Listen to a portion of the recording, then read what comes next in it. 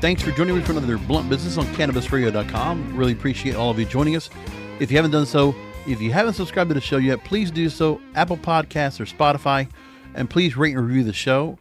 And of course, you can find all of our programming, CannabisRadio.com. Let's get right to our guest. Joining me right now is the CEO and co-founder of a company who has the mission of providing the best, highest quality, dependable, and timely cannabis testing and analytical services. I'm here with co-founder and CEO of BelCosta Labs, Myron Ronay. Myron, thanks for being on with us. Hey, thank you for having me. I'm really excited about having the discussion today. You bring yourself into the lab space, but before that, you managed sales executives for a company where you were vice president of business development, and you dealt with acquisition strategy, integration of numerous business units, and now you're in labs. You're doing, which obviously is a very expansive space. We definitely need the help when it comes to compliance, when it comes to having quality testing out there and going through all the various methods that are out there. We need more of that going on. Talk to me about the transition of getting yourself into this space and what prompted you to go ahead and make that transition. Yeah, absolutely. Well, I always was an entrepreneur at heart. I worked in big corporate America. And when Prop 64 passed in California, I was always a big fan of cannabis and wanted to look at ways to enter the market. I'm a believer in the medicinal benefits and all kinds of benefits on both the recreational and medicinal side. So when that happened, I saw this as an opportunity to enter a brand new industry that's never existed before. And from my background more in the supply chain management, I thought I would go down the path of doing some kind of third-party logistics or supply chain. But when California said everybody can vertically integrate, essentially self-distribute their own products, and third-party distribution wasn't required for cannabis like it is for alcohol, when that happened, I looked at the other areas within the cannabis supply chain. And with my legal background and my in-depth ability to really, care about quality, clean products, I looked at lab testing. Oregon had just gone recreational. There were 19 labs there and a 3-month backlog when they went recreational in testing. Wow. So from there, I really wanted to look at California's opportunities for lab testing. I remember the early days, I called 60 different city attorneys within 2 hours of my house and just trying to find a city that would let any cannabis business even come into their city. I begged them. I said, I just want to start a testing lab. I just want to be public health and safety. And I would literally get hung up on by city attorneys in the space. And finally, Long Beach had some existing regulations. We were able to get into the city. We found a zone that worked out for us. And we were able to start as one of the first cannabis testing labs in Southern California. Now, with California, and there's always been a criticism, going back to 2016, I can always hear people, without naming names, about people that felt like with California, the testing standards were always subpar. Obviously, with such a large state and with a lot of cultivators and producers out there, they wanted to keep the barrier at a level that would be, I don't know if it's borderline or if it's acceptable, but everybody's always worried about yeast, mold, bacteria, different areas, different methods of the process. And there's always that part, but there's never been a universal testing standard. And I mean, obviously, we've talked to other labs out there here on Blunt Business on Grassroots Marketing about the level of testing that's out there. And when you look at, if you had to say there were a couple, maybe 2 or 3 things you absolutely have to have that when you are going to get your product tested, what are 3 standard bearers that need to be met that every state should have and that every company should have when they're testing their product? What should they expect the standards what expectations should they have? Yeah, absolutely. I think that for standards across the board, not just California, if you look at California, we test 66 pesticides. Many states have the same amount, some a few more, and some a few less. Some weren't even testing pesticides. But it's very important, in my opinion, to have strict pesticide testing for cannabis products because you are lighting and inhaling this product. It is being processed typically through the lungs and not through the stomach. That can handle a lot more pesticide consumption. So the first thing I would say is pesticide requirements being stringent. I think California has some of the strictest pesticide requirements out there would be the first thing I say. That's most important. The second thing would be heavy metal content as well. California tests for 4 heavy metals. Other states like Michigan test for 7.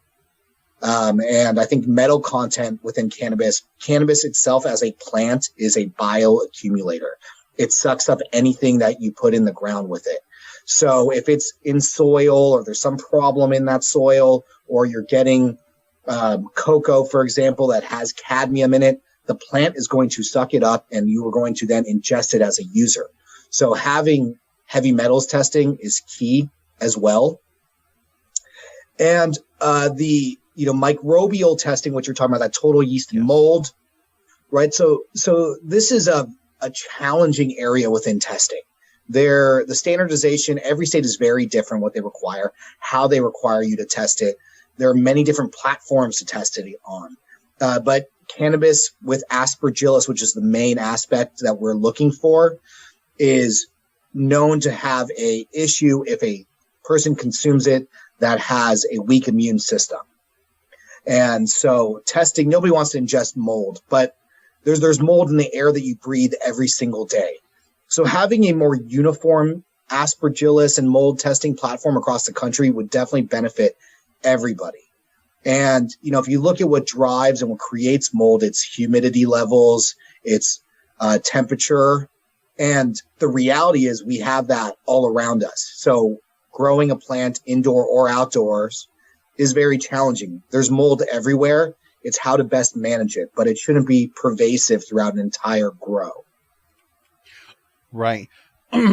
It's compliance. It's all about that part. And really, I think about the fact of how there's still not enough of a priority, I think, that's being put on compliance. I mean, listen, if you want to make sure that the industry can be self-policed without any kind of intervention from outside sources and let these third parties do what they're doing best, then there need to be people that really put the time and effort to go ahead and find a lab service like yours to really go ahead and keep everything above water. But I don't think that emphasis has still not been reached yet. What do you think? So in general, cannabis has gotten exceptionally more difficult over the last, I'd say, 12 months, especially in California. Other states are still building, they're still newer. They still are on the upswing and allowing dispensaries. But the last 12 to 24 months of California cannabis has been exceptionally difficult. And the pricing bottoming out, too many licenses, the potency issues, the testing issues, and the lack, honestly, in my opinion, it boils down to the lack of dispensaries being allowed in cities. You still have almost 80% of cities within California that don't allow dispensaries. Well, that makes it pervasive for the traditional market to be able to go in and open up a store. And I was talking to a consumer yesterday, and they walked into 3 stores. They had no idea if they were legal or illegal. They happened to be, when they told me what city they were in, I happen to know that city doesn't even allow dispensaries. So all those dispensaries were illegal traditional market dispensaries, and that consumer had no idea. Yeah. And so California and other states, they need to help. Other states need to require that they allow and require dispensaries in every city. It should be treated just like a liquor store is treated. It shouldn't be, locked out of a certain location. The consumer has to know and should be aware that these cities allow dispensaries or don't, make it well known, and that they're going to be buying a legal product, because that's the only way they know that it's being tested, that it's safe to consume. Now, about a month and a half back, I spoke with the folks at BioMariU and Maria McIntyre, head of cannabis safety operations. You're talking about a 50-year-old company that's done a lot of work in terms of microbiology and just where they come to the cannabis space. And one of the areas I remember we spoke extensively about was the issues of molds, specifically aspergillus, and the risk it can create to the cannabis supply chain and cause detriment to brands. And more has been talked about that. There was an article on Ecology 101 from Cannabis Science and Technology talking about where species of the genera Aspergillus, Penicillium, and Rhizopus were associated with cannabis plant diseases and stability after harvesting and storage. And because of this fungal pathogen presence, for those that might be immunocompromised,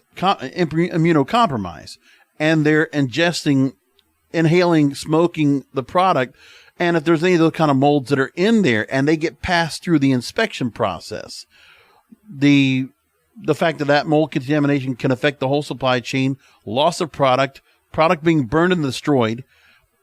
It's that constant reminder of the dangers if compliance isn't met.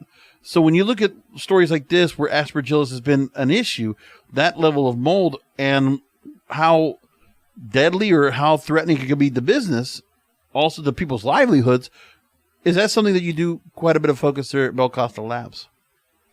We're heavily focused on Aspergillus and really helping our clients that have Aspergillus issues overcome those problems, right? So the challenge with Aspergillus is, as a lab, in California, for example, and I'll talk about other states too. In California, the max batch size of flower is 50 pounds. Mm-hmm. The state requirements are for labs to take 0.35% of that batch, which on a 50-pound batch is about 80 grams. And so that's still 50 pounds, and I'm taking 80 grams. I homogenize that all together. I try to combine it all to try to find that Aspergillus. And then after that, after I homogenize it all together, for Aspergillus testing, the state requires us to test 1 gram. So it goes 50 pounds down to a homogenized dust particle, basically of 80 grams, down to my at lab taking 1 gram sample. So we're hoping in that we find it, but there's still 50 pounds. In many states, the batch sizes are 100 pounds. Some states, I think like Nevada, has 5 or 10 pound batches. So they're much smaller. But on the states that have a large batch size, 50 to 100 pounds, it's still a needle in a haystack to find that Aspergillus. And it is still an agricultural crop that grows in the environment, whatever environment it's growing in. So, and once we test it in California, for example, we could test it before it's even packaged. So Aspergillus can come in after the packaging. Aspergillus can grow when it's stored improperly in a dispensary. If it's stored in the heat, if there's too much humidity, if there's too much moisture in there. There are so many ways for Aspergillus to grow, which is why I'm also a proponent of having shorter shelf lives for cannabis for ongoing testing. California requires a batch to be tested every 12 months. I hope on an agricultural crop, we're turning it more than once every 12 months. And we don't see a lot of that testing, but it is out there as well. And it really comes down to storage conditions, the condition of the product, the packaging. There's so many factors that go into it. It's so difficult. I want to take from a story from MJ Biz Daily that you were quoted on about how cannabis testing labs help put undue focus on THC potency. And when they asked you, you had mentioned that you had warned against pushing too hard for terpenes to be the main quality indicator, and that you'd like to see product labels offer more information about terpene profiles. And you said, quote, "Are people going to spray extra terpenes on their flower? Are labs going to have incorrect terpene profiles? There's a lot of risk inherent in the whole industry." And I want to ask you if you want to expand on that, just for the fact that that obviously there should be more things put on the bottle, more things in terms of not necessarily safety measures, but more about what you're getting in your product. So my team, with the help of a brand, did a little round robin study where we blind sampled about 10 cannabis products with 15 different people, and without telling them the potency, the terpene content. And we asked them to kind of rate the cannabis. And what we've started digging into and uncovering is what we call the potency to terpene ratio.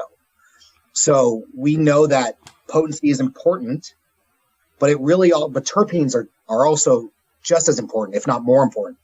Unfortunately, with the lack of time to study and do real medical studies with terpenes, we know ancillary effects and annotations about what terpenes do and how they affect people. So over time, I can definitely see this improving. But what we're looking at is what we believe a tighter potency to terpene ratio. Now, again, potency matters. So a 10% flower with a 1% terpene ratio, the 1% of terpenes would be the same as like a 30-3. So there is a factor that we're trying to uncover and figure out exactly where that sweet spot is. But what we found is the tighter ratio coupled with the product is what's important.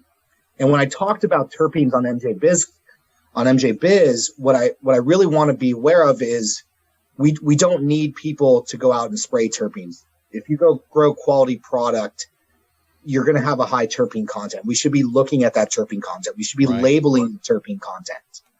And we definitely don't need things entering the market to confuse consumers.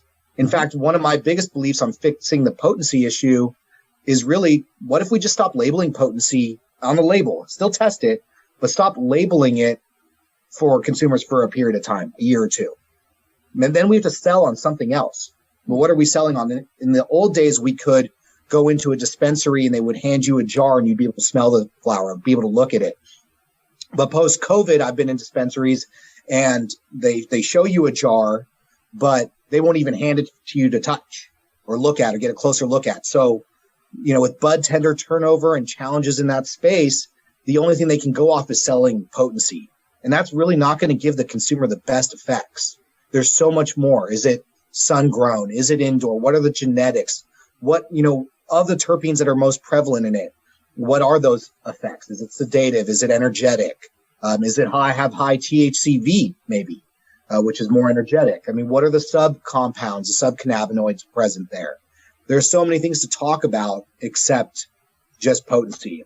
And so when I said I don't want them to just talk about terpenes, it's more I want to make sure that the industry doesn't flip from one challenging aspect of potency to the next challenging aspect of terpenes. But I do want the industry to focus on terpenes because it gives the consumer the best effects.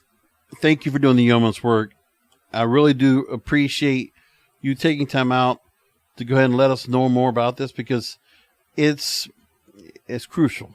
It's very important we get more information about this, and hopefully we get a universal standard out there, and that more companies will realize, look, I mean, all these MSOs, you're worrying about acquisitions, you're worrying about finding other products or other ways to kind of cut corners. That compliance has to be so crucial and key, and that we cannot just rely on the betters of these state control boards to police. They already have enough problem just trying to control the illicit market, let alone the illegal market. So again, I'm here with the CEO of BelCosta Labs. The website is belcostalabs.com, BelCosta Labs. And for those, especially in California, if they'd like to go ahead and work with you, how can they learn more, and what should they do once they go to the website? Yeah, they can reach out to us through the website. We are happy to conduct bud tender trainings. Again, that's key for us to help pass the knowledge along to the consumer that's not all about potency.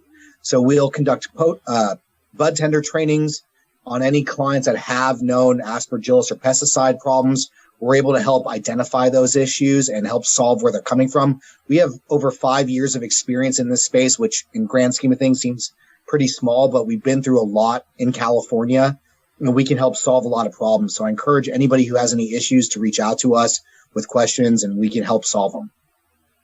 Fantastic. So really appreciate you being on the show with us here, Myron. Thanks for being on again. Myron Ronay with BelCosta Labs. Thanks for being with us. Thanks so much. Stay tuned. We have more Blunt Business coming up after a short break. Plant profits will return so our sponsors can profit from these messages. Welcome back to Blunt Business. Time to introduce our next guest. He is the owner of White Coat Laboratories. I'm joined right now with Aaron Appleby. Thanks for being on. Thank you for having me. Appreciate you coming on with us, and we're glad to have you on. So you spoke at NoCo Hemp Expo 2023, and there was a panel you spoke on, which was titled Understanding Cannabis Ecology to Better Manipulate Secondary Metabolites and Pest Populations. So with that said, your work, specifically coming out of Washington State University, you've been specializing in organic pesticides with an added chapter focusing on the hemp russet mite and also on fiber hemp. And also you've worked a lot when becoming a certified crop advisor or working in cannabis. And talk to me about the issues we do have out there that cultivators are dealing with when it comes to pest control. Yeah, we have less chemicals that we get to use in normal agriculture, in the cannabis space, in hemp in particular. Since it's only been legal since 2018, the EPA is far behind in registering many of those pesticides. Those pesticides that they have been able to register for us are mainly soft chemicals. A lot of them are microbials. And so for our toolbox, we have much less tools in them than normal agriculture. And not only that, but we also have less information to the farmers. We haven't been able to disseminate much of that information from the universities through extension like we have with other crops. And so with White Coat Laboratories, we're just trying to bring some of that information to the farmers. And with that said, what can you tell me so far has been an ongoing issue that you've dealt with that what has been most specifically in the grow itself? What is the biggest issue right now that is encompassing most, while many farmers, many growers are always wary of sustainability, any particular pesticides, trying to keep everything about as organic as possible to the plant? Yeah, well, luckily, most of those chemicals that we do get to use with cannabis are organic in nature. However, we see a lot of problems with spraying anything in as soon as flower begins. A lot of those chemicals are starting to pull off in the concentrates that we're creating. And so really our main use with those chemicals are going to be early in the vegetative stage. As we start to move towards flower, we start to move away from a lot of those chemicals, and many growers are starting to use commercially available biological control agents such as predatory mites or parasitoidal wasps and such of that nature. A main problem that we're seeing with a lot of these growers is that when we're able to mass release these biological control agents, they don't stay in our crop very long. They want to leave. And I think a lot of that a problem comes from how we're growing those crops. We don't have a whole lot of ground cover often. We're black plastic, or our rows are mowed down pretty short. And with White Coat Laboratories, we're trying to understand what's going to be able to keep those beneficial insects or mites, beneficial arthropods, if you will, in our crop longer. And so we've started to work with some of these native beneficial flowers or other plantings of flowering crops that we can then try to attract these beneficial arthropods and maintain them once they get there, so they don't just leave our crop as soon as it is that we release them. Is this mostly a problem that is effective for outdoor grows? Is this something that can be effective to indoor grows? Yeah, I think both. I think outdoor in particular, because they have so many other options available to them, that cannabis is a very hostile plant to most insects. Even insects that are specialists of cannabis are finding that those secondary metabolites, terpenoids, flavonoids, the cannabinoids, they're all pesticidal in nature. And so they're actually damaging some of these pests as they're feeding on it. So they want to go somewhere else in particular, but so do our beneficials. And they'll try to find these flowering plants that they can use for their pollen and nectar sources. But inside, when these beneficial arthropods are looking for these pests and they're not finding them readily available, they might then try to go find them elsewhere, then flying into lights. They're getting trapped in other places in the grow. If greenhouse, they'll get trapped often in that plastic or the coverings. And so we're seeing it both in indoor and outdoor. We're having trouble keeping our beneficials to search for the pests. Now, the other thing I want to take from is the importance of why this is so important, because of the fact of how big an issue it is to keep pest management and control very important. Cannabis plants, according to a story from Cannabis Industry Journal, they put out a story about the science of cultivating cannabis for a thriving grow operation. They said that plants are susceptible to over 90 plus pests and diseases, insects, mold, mildew, viruses, and viroids commonly affected the environment through touch, air, water, and nutrients. Now, they also say that the United Nations, where they put a report out, how 20 to 40% of total global crop loss is due to improper pest and disease management. Cannabis is no different. Yeah. So from some of the research you've already done, I see that there's been a lot of people that you've been working with right now at various farms and getting the word out through shows like NoCo Hemp Expo. You've been working and talking about to the various growers on this subject. What is from what you've seen, what is the amount of crop loss that could be deterred, like that could be reversed if better pest management was in place? I mean, how much money? That's the thing, I guess, for these business owners. How much money are you going to get back if you're investing in better pest management and much more strenuous pest management? And I think that's part of the problem, again, with the lack of information in the crop, cannabis in particular, is that many other crops have economic thresholds for these pests. Now, those are going to take several 4+ years to create such an economic threshold so that we can understand just how much pests can be allowed and then how much damage the plants can take before that economy is going to start being disrupted.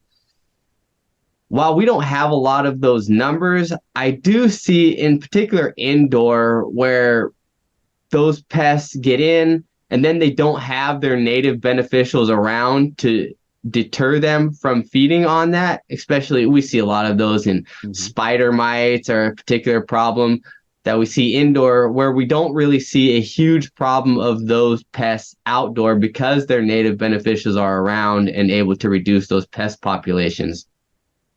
Something I'm a big proponent of is that while pests are a problem, some studies are actually showing that small amounts of pests may actually increase our secondary metabolite production. And so to have this idea that we want zero pests may not be the right line of thought for us anymore. And we may, in fact, want some level of pests to increase stressors and proper stressors for those plants to then increase those secondary metabolites of interest for us. Right. Not so much pest control, but pest management. That's why I wanted to make sure I saw. When I see across there, I can understand, like with the grows for various other agriculture, there are some cases where some pests that are going to be able to go ahead and actually influence or actually benefit as opposed to hurt. Now, the other part that comes into play is, what are the states allowing? Because there's an issue also about how there are certain pesticides. So back in December, Massachusetts had a deal where, the Department of Agricultural Resources adjusted policy on the use of pesticides on cannabis, that they were allowing certain pesticides that need to be registered with EPA, registered for use in hemp, Massachusetts, labeled for both hemp and tobacco. Product must be without days to harvest or indoor use. So a lot of different rules that have to be put in this. And they wanted to have the jurisdiction over pesticides within the Commonwealth. So the question is, there are certain states that probably also have a limit of what you can use to help control, to help with pest management. What is that? What do you know about that area, and what states are the most strenuous and the most strict when it comes to these kind of things to help in that respect? Okay, well, yeah, I have worked very closely with Washington and Oregon growers, which we have two separate lists, right? So we have what's called this PICO list, these pesticides that can be used on cannabis. And because we legalized high THC cannabis before the 2018 Farm Bill came out, some of those pesticides are different than what is allowed to be used by the EPA. Again, most of those chemicals are organic in nature. Many of them are generally regarded as safe. So we have these low-risk pesticides that often are microbial in nature or organic that we can use on cannabis that, again, cannot be used on hemp. Now, I do know that New York is trying to keep both of those lists to be the same. So if there's one that the EPA has registered that they don't have available for high THC, they want to go ahead and make that available for their growers so that what's used on cannabis is just straight across the line. There's no difference for hemp or high THC cannabis. And again, that's not the same for every state, and especially in states that were legal with high THC cannabis before hemp was legalized by the 2018 Farm Bill. So it's very important that if you're moving from state to state, or if you're from one state and you've been growing there for a long time and then start to work in another state, to go ahead and check those pesticides that they're legal or not. And again, because pesticide labels are federally regulated, that's federal law. And so we're just trying to help our farmers understand those risks and what it is that they can use to mitigate some of the problems in the pests. This is that back and forth kind of deal, because there are those that want sustainability, want everything organic. They're worried about what kind of pesticides and what organic components they have to it, because there's also the part where in certain states, even Washington, they closed down a business because there was because of the thought of a cancer-causing pesticide. Seattle Media reported on that. Or in California, talking about how pesticides from illegal cannabis was contaminating California waterways. These kind of things are also just going to draw the ire of cannabis control boards and departments of agriculture in various states to see, okay, what are they going to have to worry about? There's even in Washington about pesticide DDT derivatives being put into some Washington cannabis plants. These kind of things are going on I'm not looking for you to go and defend. I'm just saying these things are going to affect these cannabis control boards. They're going to say, we need to do something about this. Warnings will be put out. What's going to be allowed, what's not going to be allowed. If you have the chance to talk to these various states that are getting they're getting these complaints about this, or they're getting these obstacles being in front, what would you say based on what you've done in Washington, Oregon? What should these other states be cognizant of? Yeah. First off, Washington just passed a law that our cannabis needs to be tested for pesticides. Now, that may sound great to the consumers, but we have to understand what pesticides they're testing for. Because if you're not testing for a pesticide, you'll never find that pesticide. And so the pesticides that Washington legally has to test for in their cannabis are pesticides that aren't allowed to be used on cannabis anyway. Right. So these are really looking for bad actors rather than to tell you if your cannabis has pesticides used on it. Now, again, these organic or these soft chemical pesticides are still pesticides. And so many people are getting confused that because these producers are saying pesticide free or tested free of pesticides, that they did not use pesticides, when that may not be the case. Mm-hmm. And so again, other than pyrethrins and PBOs, which are a enhancer to pyrethrins so that less pyrethrins have to be used, those are the only two chemicals that we're allowed to use that are even being tested. And I think that's important for the consumer to understand. It's also important for the consumer to have those relationships with the farmers so that they know if it truly is pesticide free or if they're just free of pesticides. Again, only bad actors are going to be found out with this pesticide testing.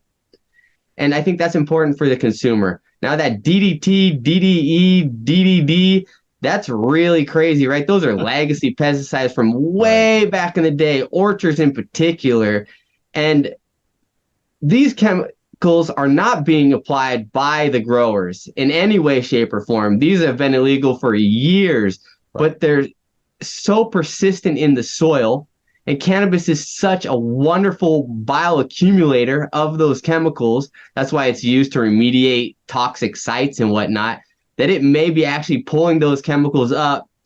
And so many of these farmer or farm owners may not have even known that these were in their site. So maybe they're not bad actors, or maybe they were just negligent in looking deep enough into the history of their sites to understand if they were orchards. I don't know if some of these growers were even in tuned enough to agriculture to know that by purchasing an old orchard site that some of these chemicals would have been around. I think it's important for the consumer for us to look deeper into this. I think it was jumped a little quick in Washington to shut down all sites in that area. But I do think it's important for us to have a little deeper dive for the consumers to understand that the products are safe, or if some of those grows need to be moved to a new location. I talk about compliance a lot on this program and our companion series, Blunt Business, but we always talk about it from the processing side.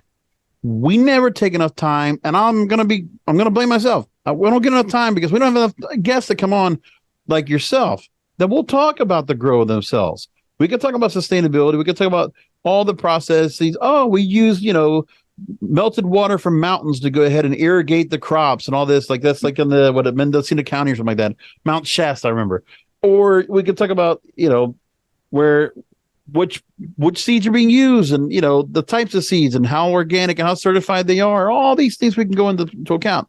But we just brought up several points. The cost component, because if proper pest management is in place, you're actually saving more of the crop. You're losing less.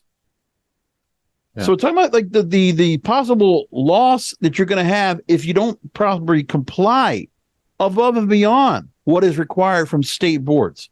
The same thing needs to be applied here, because in the same way, FDA, they don't want to go and give implementation on hemp. The policymakers don't want to give any kind of regulation or oversight on cannabis. So it's up to the industry itself to police itself and be above and beyond the bare minimum of compliance. And that doesn't just apply to inside the processing from all the way to retail. We say seed to sale because it starts at seed. It starts in the grow. So with that said, is there anything, we hear various, certifications or seals and all these things that people try to say to try to make people stand by their product of how properly they're doing, pesticides free, organic free, EPA for all this stuff, right? Yeah. What would be, now we also have been hearing about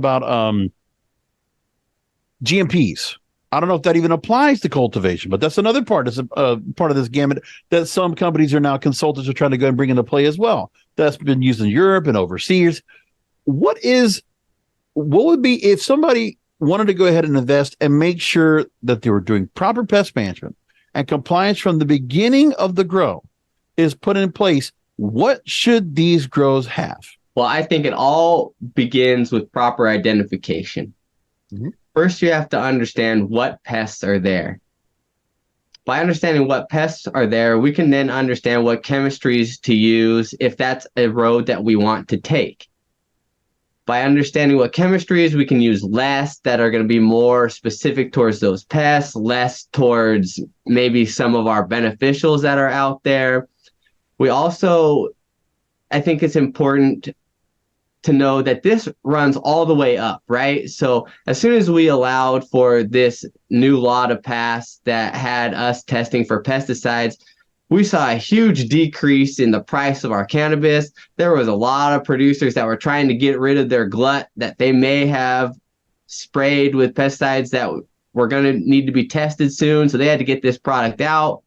That's terrible for the consumer. That's terrible for the producers who now have to compete with this price point that doesn't properly reflect what it takes to grow cannabis. There are all sorts of downstream effects that are negative when we have bad players in the game. And I think that is just the case for those who are calling their product pesticide free when using soft chemicals. Now, I think the organic agriculture is a great point for this. Washington is moving for a certification, one like you had just mentioned, these, certified green, clean, and some of these others. Well, Washington is now moving forward with a certified cannabis, and that logo is going to look very similar to the certified organic logo, and it will have the exact same regulations to be called organic. But because the crop is not federally legal, they have a different logo and name for that. And when the consumer thinks organic products, they immediately two things pop to their mind and why they would use or purchase organic products. Mm-hmm. First being, they believe that it's pesticide free, which we just talked about may not be the case. Correct. And in fact, most probably aren't. However, those chemistries may be softer or have less of a concern for those consumers. Now, the applicators themselves may be just at risk. Some of those products may be more acutely toxic to those applicators. So there is some risk there, but the consumer may have a less risk. And then second, that it's more nutritious. And so these two things are immediately thought of by consumers as to why they would purchase organic products. And for us to label our products pesticide free when in fact they're not, they're maybe synthetic pesticide free, is just misinforming the consumer.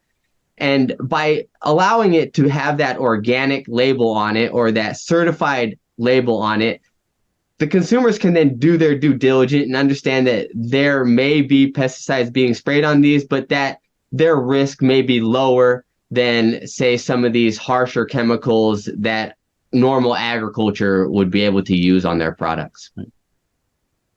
What a great discussion. Aaron, I really appreciate you taking time out to talk to us about this, because this is an area we don't get to cover much. And I mean, I'm glad that NoCo Expo considered you to go ahead and speak on the panel you did on the cannabis ecology, manipulating secondary metabolites and pest populations, because this gives me into this larger subject, because this is the part of the grow where I don't get many people like this. And I'm glad that you were able to go ahead and give me this insight, because I haven't gotten this from everyone out there. And there's a whole lot more in the weeds we can get into about this. I'm sure we don't have enough time for it, because if we really wanted to go very chemical and very molecular, I'm sure you could, but it would be way over my pay grade. This is already over my pay grade as it is. So now, since people didn't get a chance, if they didn't get a chance to speak with you at NoCo Hemp Expo, is there anything you can tell us on how people can go and continue to connect with you? White Coat Laboratories, anything else you can tell us about how people can stay in touch with you and how they can stay connected with you to learn more? Thank you for asking. So until just recently, I was only connected in the mycelium network. I just recently produced a social media network through LinkedIn, which is a great way to find me at this moment. White Coat Laboratories and myself both have some sites for LinkedIn. We are in the process of getting our website, whitecoatlaboratories.com, up and running. So hopefully we'll have that for you all soon. We also have a website called 502 Insects, where we are in the process of cataloging all the insects we have found on cannabis. So there may be some areas there where you can help to identify some of your insects, whether they be good or bad. That site is still under construction. Don't be turned off by the immediate page that says it is under construction. It's still usable. So we would love to have you get a hold of us through any of those ways. We're always looking to collaborate. We're always looking for more research to be done. So if you have property or you have questions, does this help? Does that help? We would love to help you solve some of those questions. White Coat Laboratories. Look us up. So would be the best way? LinkedIn would be the best way to reach out to you? Yep. At the moment, LinkedIn would be the best way for you to get a hold of me under Aaron Appleby. Okay. We'll make sure to get that. So again, LinkedIn, and look for Aaron Appleby. You'll be able to go and find him. And by the way, if you want to look for him direct, it is linkedin.com/Aaron, AARON Appleby, APPLEBY. Check in with him, and obviously you'll see updates on the 520 Cannabis and White Coat Laboratories updates on that, and a way that you can definitely connect directly to him. Aaron Appleby, Certified Crop Advisor, White Coat Laboratories. Thank you for being on. Thank you again for having me. I look forward to connecting. And thank you, listeners, for tuning in. We'll talk to you next time.